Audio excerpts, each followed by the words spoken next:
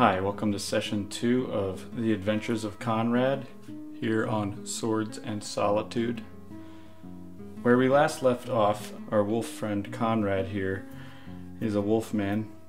He had accepted a job from the local artificer of siege engines named Godfrey Higgins. Godfrey wanted him to deliver a dove to his warehouse, and we still don't know what the significance of the dove is, why he wants it.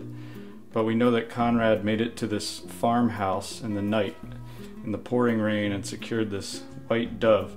And he's fighting his own urge to eat the dove.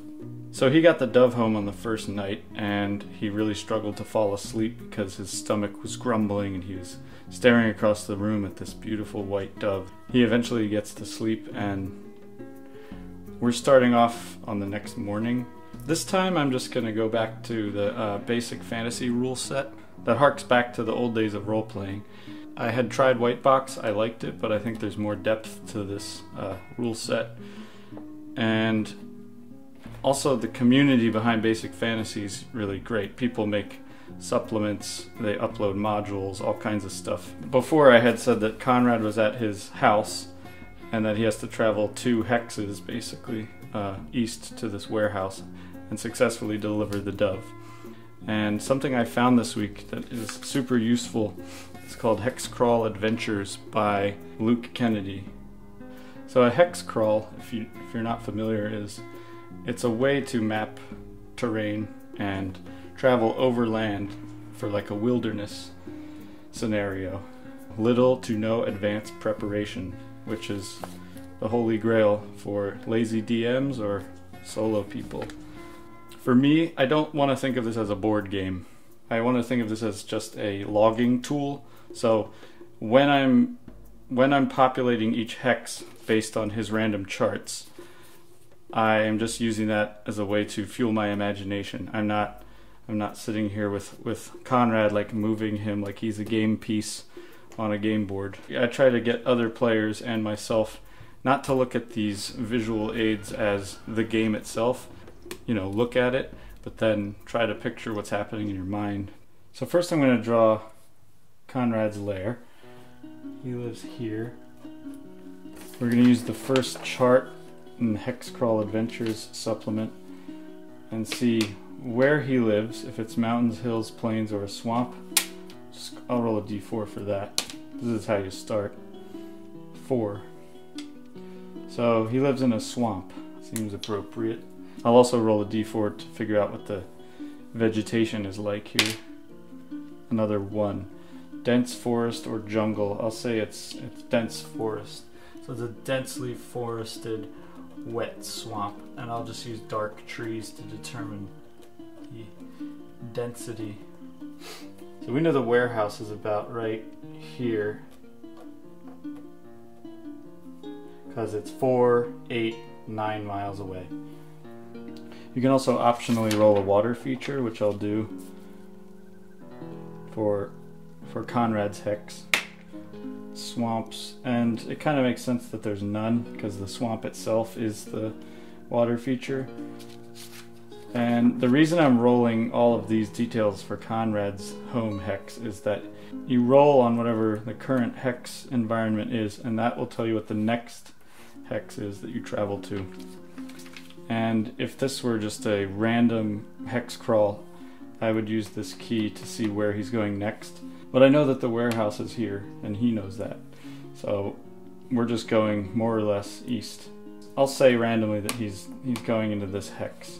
So based on the swamp that is the current hex, we'll see what we get rolling on a d12. 9. So it's more swamp. Okay, and then we'll roll the vegetation. It was dense forest, so swamp with light forest. It's still swampy, but the forest itself is a little bit less intense. So let's see what the weather's like in this new hex. Alright, it's a 10. So that means it's more beautiful weather in this hex. So he's entering into more swamp. The trees are getting farther and farther apart. Traversal is fairly normal, I would say. He's a wolf man who's used to the swamps. So we're gonna say it's a normal 4-hour hex for him. But we need to roll for a point of interest. So you roll a d8, and on a 1, you get a point of interest. It's a 6, so no points of interest here. We also need to roll for a random encounter. So a 1 on a d6 will give us a random encounter. And then the third option I want to roll for, and this is specific to Konrad and his story, and so a 1 on a d6 is going to mean that he can't help himself, and he's going to gobble up the dove before he gets to the warehouse. That was a 6, so if you want to look at it narratively, his willpower is as strong as it can be right now. His resolve is high. He is going to get this dove to Godfrey Higgins without eating it. So for the next hex, we just do the exact same thing. So densely forested plains. I'll roll to see if there's any water here. 6. There was none before, right? So there's still none. He left home at 10 a.m. and he makes it through the lightly forested swamps, and it takes him 4 hours. So at 2 p.m. he enters these densely forested plains, and I'm going to say that because Konrad is an adept mover as a wolfman, the dense forest is not going to hinder his movement, so this will be a 4-hour hex as well. So I need to roll for a point of interest. 2, that's not a 1, so there's no point of interest. And then, once again, we're going to roll for Konrad's hunger. 2, okay. He sees the warehouse on the edge of the woods. So he's reached his destination and has not eaten this dove in the fairly short trip that he's taken. He's managed to stave off his hunger and not get high on his own supply. It's actually Godfrey's supply, so it's a good thing. So it's 6 p.m. Reaches the edge of the woods, sees warehouse in the distance. I'm going to use the Tome of Adventure Design to get a description of the warehouse. So not that Godfrey's warehouse is necessarily a ruin, I'm still going to roll on that chart because it looks like it has good descriptors. So condition of warehouse is what I'll say. 91. Partially melted. When I think of a melted building, I think of dragon's breath. And then I'll roll on the covering or burial chart.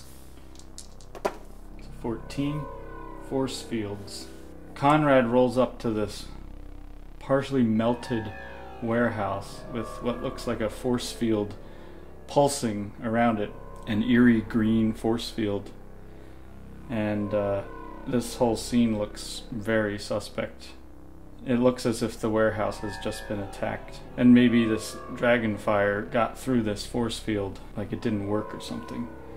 So I'm starting to see conflict unfolding, where, as I said in session 1, it's likely that Godfrey has a lot of enemies because he builds siege weapons in this warehouse, and I feel like he could be sort of a military target for whoever is the adversary to this region. And I think that what's just happened is the warehouse has been attacked by dragon's breath. Okay, so I need to get some more information about the state of this warehouse. Is anybody here? What's going on, etc. So using my percentile oracle chart, I want to know if Konrad sees anybody around, like running out of the warehouse or dead bodies or anything like that. I'm going to say it's very likely. So it's another 69. Yes, he sees people. Are they hurt? I'm going to say that's also very likely. 51. Yes, they're hurt. Among these injured, possibly burnt workers, I want to know if Konrad sees Godfrey, and I'm going to say that it is somewhat likely. Another 69. Wow, what a day. So that is a no. He does not see Godfrey among the potential burn victims. So if Konrad looks up in the sky, does he see any sign of the attacker, and I'm going to say that's a 50-50. That's a 4. So, yes. And I'm going to ask, is it a dragon? And I'm going to say that's very likely. 48. Yes, it's a dragon. Is it flying away? I'm going to say that's a 50-50. 76. No, it's not flying away, so I'm going to assume that means it's flying back towards the warehouse. So Konrad is holding this dove. I think Konrad's going to try to find a place to hide. So we're on the edge of the dense forest. I'm going to say it is very likely that there's a place to hide because of all the trees. 96. No, actually, there's no place to hide. That's going to tell me that the whole region around this warehouse, all the trees, have already just been burnt to a crisp, and there's really... So it's just this open area that's big enough, wide enough that if Konrad were to run in any direction, there's really nowhere to hide. He could try to go into the warehouse that's been partially melted, but also has a force field around it. Does the dragon see Konrad scrambling around on the ground? 29. Yes. Okay, so our boy here is spotted. So he's out in the open. So I'm going to use the basic fantasy core rulebook to determine if either party is surprised. If the dragon is surprised or if Konrad is surprised. And I just learned last night that if one party is surprised and the other's not, one of them's allowed to run away, the unsurprised party. So on a 1 on a d6 will determine surprise. So I'm going to roll for Konrad. Is he surprised? He's not surprised. It's the dragon that's flying over this place, who's fairly certain that he just destroyed everybody. Is he surprised? He's also not surprised. I'm also going to refer to the basic fantasy rule set to determine the monster reaction. So on a 2 or less, there's an immediate attack. A 3 to 7, it's an unfavorable reaction. 8 to 11, favorable. 12 or more, very favorable. So you roll 2d6 and determine monster reaction. That is a 6. And it is an unfavorable response. This dragon is circling back around and he's thinking to himself, wait a second, I thought my scorched earth tactic worked, and yet here's this suspicious looking wolfman. I don't think the dragon's ever seen a wolfman before, but this dragon is flying, he's swooping down, and he's about to attack Konrad. I don't see there being any hope. I think Konrad's gonna yell for Godfrey. So we know that Godfrey's not among the dead. So Konrad, he's gonna, in one last desperate plea for help, he's going to yell for Godfrey in the hopes that something can happen. Does Godfrey emerge in any capacity? Does he show his face? I'm just gonna say that's a 50-50 because no idea. Oh wow, okay. Oh guys, it's the third 69 of the day. What an entertaining channel, huh? And no, he does not. So yeah, so Godfrey has escaped this warehouse while Konrad stands here and the dragon is swooping down. Unfortunately, I feel that I've exhausted all possibilities. I guess the only thing left actually is that he has this dove. So in the hopes of affecting some sort of reaction from the dragon, Konrad takes the dove out of the cage and holds it up in the air. Does the white dove affect the dragon as it's swooping down towards Konrad? I'm going to say it's unlikely. 51. No, it doesn't. It does nothing. And as this dragon flies down, it grabs the dove right out of Konrad's hand, nearly ripping his arm off. And he's lost the dove. The dragon is making a quick bank to come back around, and once again Konrad has nowhere to go, and the only thing I can think to do here is that we have to enter combat.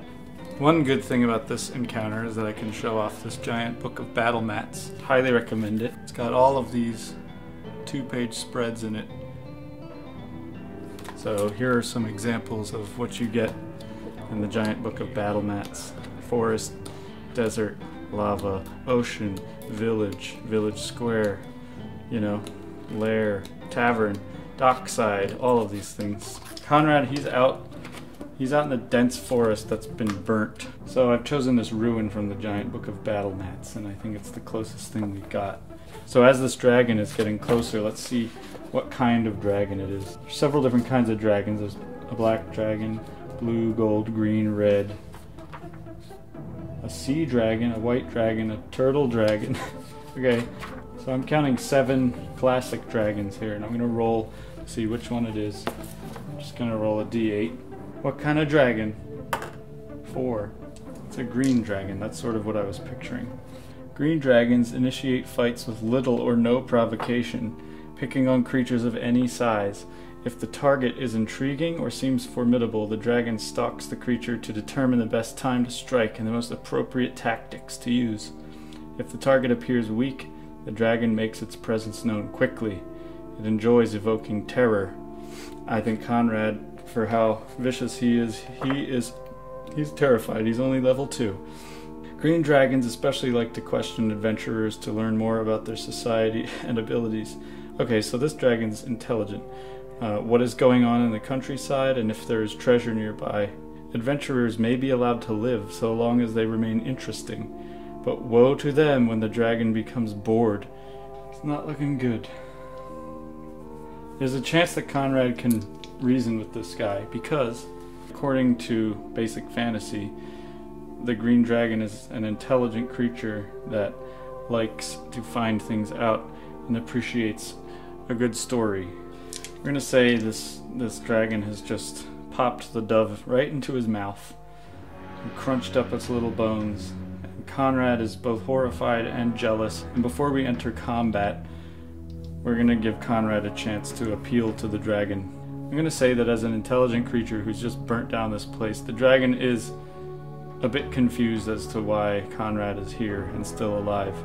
And I'm going to say that it's somewhat likely that he will hear Konrad out. So having no idea if this dragon will understand him or not, Konrad blurts out in the common tongue, "Please don't kill me. I'm just doing an errand. I was simply delivering that dove to the owner of this place, and I know nothing more than that." It's somewhat likely that the dragon is interested in Konrad, because he's never seen a Vulcan before. 31. Yes, he's interested in Konrad, so he may have just avoided entering combat, which is good, because he would definitely die. So the dragon comes down off of this ruined part of the warehouse, and in a slithering voice, he says, "What are you?" And Konrad says, "I'm a simple Vulcan from the mountains in the west." And the dragon, intrigued, says, "What is a Vulcan?" Konrad says, "I don't know myself, if I'm perfectly honest. I've never seen my kind before, so I stay hidden alone in the mountains to avoid suspicion and ridicule." And this seems to pull at the dragon's heartstrings a bit, as he himself is somewhat of a lonesome figure. The dragon says, "You claim you don't know what this dove was for. How can you be so stupid?" And Konrad looks taken aback. He says, "I swear it was just a simple delivery. I knew not what I carried." So Konrad asks the dragon if he'll tell him what the dove was or meant. And I'm going to say it's unlikely, but let's see. 48. The dragon will not divulge what the dove represents. So according to basic fantasy, the dragon wants to know more about Konrad, but Konrad doesn't even know anything about himself, so how can he tell this dragon anything? So the dragon's next line of inquiry is going to be about treasure, and the dragon says, "I have no interest in tasting a morsel so strange as you. Give me everything you have and I'll spare your life." So Konrad places all of his possessions here in a pouch, and the dragon comes forward and rifles through the pouch and sees that there's 150 gold, a healing potion, and some devil's thistle, which he is very intrigued by. "The devil's thistle," the dragon hisses. And the dragon backs off and is sort of thrilled to see this thistle. He says, Where did you get such a thing? And Konrad says, "It was a gift. No more. I keep it with me as a reminder of the only person who was ever kind to me. But she is dead now." And the dragon grins because he knows something Konrad doesn't. And the dragon bends down and gobbles this devil's thistle up, and he begins to yell and wail in Draconic. And he says, It hurts, it hurts! And before Konrad's eyes, it transforms into the shape of a man. "How did you do that?" asks Konrad. "Why, it was the thistle, of course." And Konrad begins to reflect on the magical nature of this thistle and how earlier he thought nothing of it, that it was just some dried herb that had been given to him by someone that he claims has died. And he begins to reflect on the idea that maybe if he had eaten the thistle, he would transform into a man. So he asks the dragon, "Does that work on everyone?" "It's somewhat likely." 41. "Yes," replies the stranger, "to return a cursed being to his former state, his natural state. This is what Devil's Thistle does. I thank you. Please, keep your gold and your potion. I owe you a debt." "What is your name?" demands Konrad. So to determine the stranger's name, I'll roll a page number in Dante's Divine Comedy and see what his name is. 262. And the first name I have found is Christ. So, first thought, best thought. Konrad has just met a man named Christ. And I think that concludes today's session.